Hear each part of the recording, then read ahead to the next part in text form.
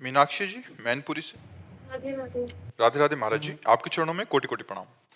महाराज जी, गोस्वामी तुलसीदास जी ने प्रभु को प्राप्त करने के लिए दो मार्ग बताए हैं, एक ज्ञान मार्ग, एक भक्ति मार्ग। महाराज जी, ज्ञान मार्ग थोड़ा सा कठिन नजर आता है, इसलिए भक्ति मार्ग को बहुत उत्तम बताया गया, परंतु भक्ति भी कई प्रकार की बताई गई है। जैसे हनुमान जी ने प्रभु राम जी से अनपायनी भक्ति की मांग की, सनकादिक ऋषियों ने प्रभु से प्रेमा भक्ति की मांग की, गोस्वामी जी ने स्वयं अविरल भक्ति, विशुद्ध भक्ति की याचना की। एक ही की पर्यायवाची शब्द है, प्रेम लक्षणा भक्ति के ही पर्यायवाची। अनपायनी, भगवान के चरणों के सिवा अन्य कोई आशा भरोसा न हो।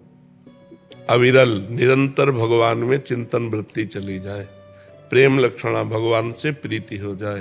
ये एक ही बात, निरंतर भगवान का स्मरण रखना, अन्य भावों का त्याग होकर, अन्य इच्छाओं का त्याग करके एकमात्र भगवान में ही अपनी आस्था, भाव, विचार, जितना चिंतन वो सब, और भगवान से ही प्रेम करना, एक ही बात है, वो अलग अलग है। जैसे शरणागति के कहीं है आत्मसमर्पण, कहीं है प्रपत्ति, कहीं उसे शरणागति, तो बात एक ही है, उसको शब्दावली के द्वारा अलग अलग कहा गया है।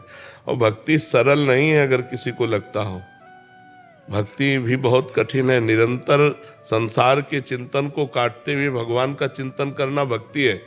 देवर्षि नारद जी कह रहे हैं, तदर्पिता अखिलाचारिता तद्विस्मरणेन परम व्याकुलतेति।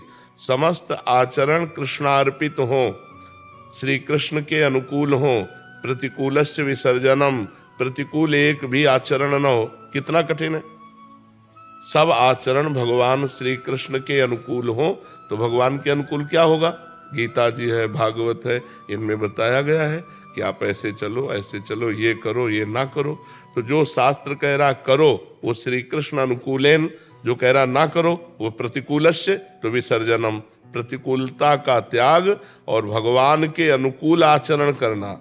भगवान के अनुकूल, अपने मन के अनुकूल नहीं, अपनी वासनाओं के अनुकूल नहीं, श्री कृष्ण अनुकूलेन, प्रतिकूलस्य विसर्जनम, प्रभु के प्रतिकूल आचरण है। प्रभु का तस्मात् शास्त्रम प्रमाणम ते कार्याकार्यो व्यवस्थितो, क्या करना चाहिए क्या नहीं करना चाहिए ये शास्त्र आज्ञा करता है।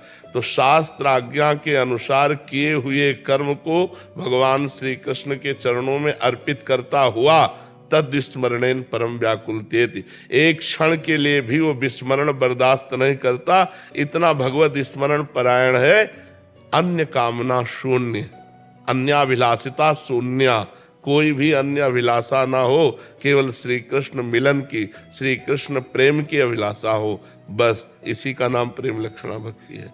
कोई भी आचरण प्रभु के प्रतिकूल न हो, एक भी वृत्ति श्री कृष्ण से विमुख न हो, कोई अन्य चाह न हो, अन्य आशा भरोसा न हो, इसी का नाम भगवान की निरपेक्ष भक्ति है, अनपायनी भक्ति है। शरणागति हुई कि इस भक्ति के लक्षण आने लगेंगे।